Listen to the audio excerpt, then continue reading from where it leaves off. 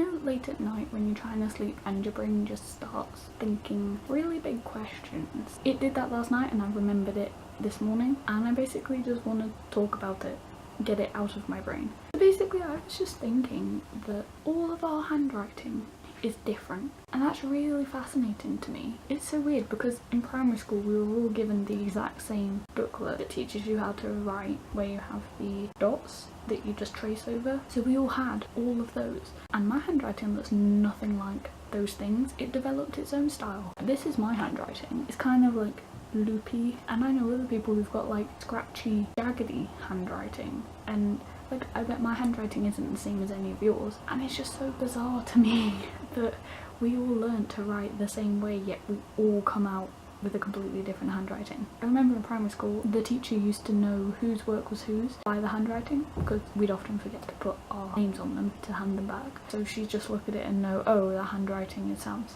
like, obviously there's got to be something to it, like environmental factors or something. Like maybe the way we all hold a pen. Like there used to be a boy in my class who would hold his pen like this, like all 4 fingers there and thumb there. You know, I hold it like that, and I know lots of people who hold it like that. I guess all of that affects it. It's also interesting the difference between print and joined up and a mix of the two. But I write completely joined up, all of my letters are attached together. And I know some people who still print everything. They don't join anything up, they do not write in cursive. And I just don't understand how you can do that, because like cursive is way faster in my opinion and easier to do. My mum's got a weird hybrid form. Also my mum's interesting in terms of handwriting, because she decided in high school or something her and her friend were gonna write certain letters in certain ways, and I hate reading my mum's handwriting. It's so difficult. What are the weird letters? Okay, J's and X's. So like whenever you get a card off of my mum and she like puts XXX at the bottom, like kisses, it's just like this weird squiggle. I can't even explain it. It's not a letter. So yeah, she decided as a kid she was gonna mess about with her handwriting, and it stuck. Because I feel like my handwriting hasn't changed that much since I properly learned how to write. But it's really interesting to look back and see how your handwriting develops from the really bad kiddie writing to what you do now as an adult. Because my mum sometimes says that my handwriting still looks like a child's handwriting, but I don't think it's going to change. It's weird that there's some handwritings that look like adult handwritings, you know, like the chicken scrawl kind of ones. They look like an adult's done them, but was that person writing those as a child?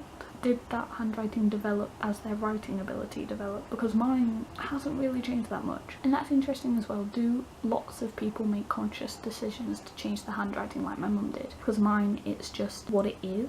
You know, I never really thought about it too much. It's just how I was taught to form letters and how they naturally join up. The only thing I know I do that is different to how we were taught it is my T's. When I start a word with a T, like this, I go down and then join on with the line that goes across. We were taught as kids to start a word with a T like this and then cross it later, but I don't do that. I also went through a phase of doing my S like I do my T's. So I would write a word that began with F like that, but now I do my F's like that.